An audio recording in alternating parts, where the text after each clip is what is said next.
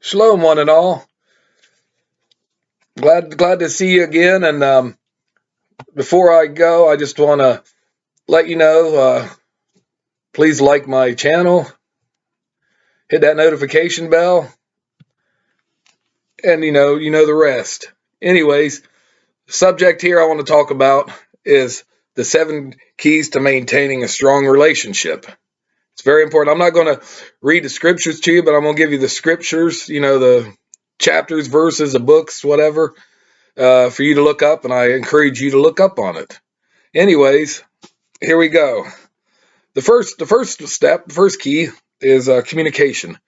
It's very important to have a cordial communication with someone, in a relationship or any type of relationship.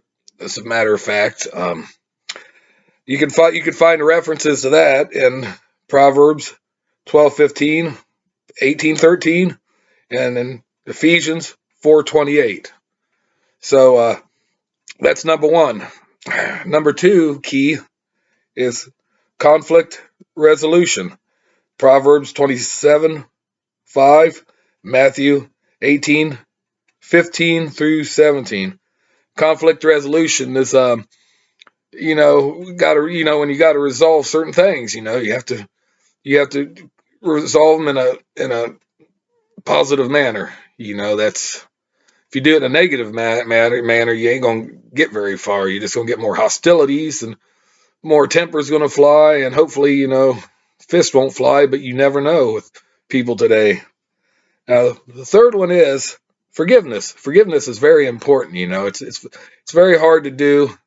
It don't cost nothing though, but it's very rewarding. It is. I mean, got to keep our pride in check, and just forgive people for their misgivings or mistakes or stuff like that.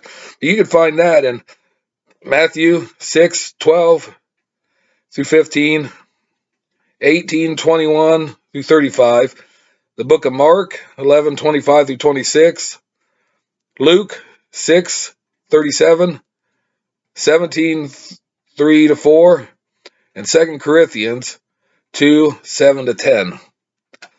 Next one is it's a very, well, I don't want to say difficult one, but it relates to pride and egos, stuff like that, but it's humility.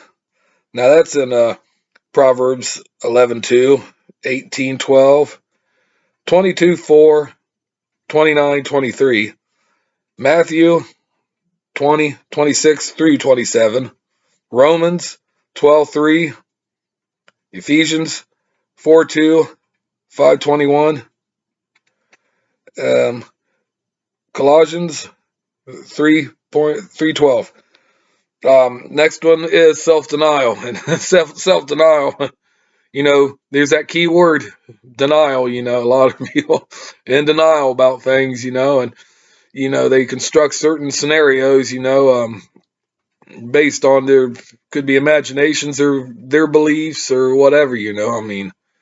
But you can find that in Romans 15:1, 1 Corinthians 10:24, 12:22, 13, 4 to 5, and next one would be you got to trust. You got to trust people. You got to trust. Your loved ones. You got. It's very hard to do because infidelities, backstabbing, stuff like that. It's very important. And you know, like it's about the one before, forgiveness. Forgiveness means forgiveness. But not you don't forget, but you forgive. Now trust. That's where trust comes in. If somebody, close loved one, a significant other, marriage partner, whatever, if they shatter your trust is really hard to rebuild. I mean, it takes time. Sometimes people won't forgive and they won't trust. They won't trust again, and it affects that relationship or even future relationships, even not just with the man or woman, but with maybe family members like parents, kids, things like that. The last one is, and it's probably the most important one, is love. You got to let love guide everything. It ain't going. You're not going to be. It's not going to necessarily make you stupid or anything, or incompetent. I mean, but you gotta love. You gotta love. That Yahweh instilled in us.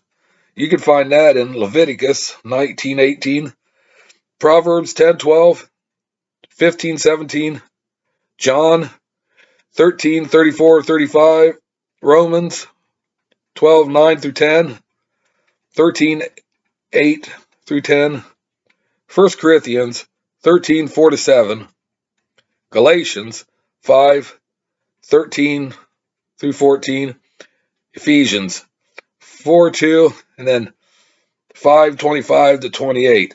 Love, so there's you got to understand.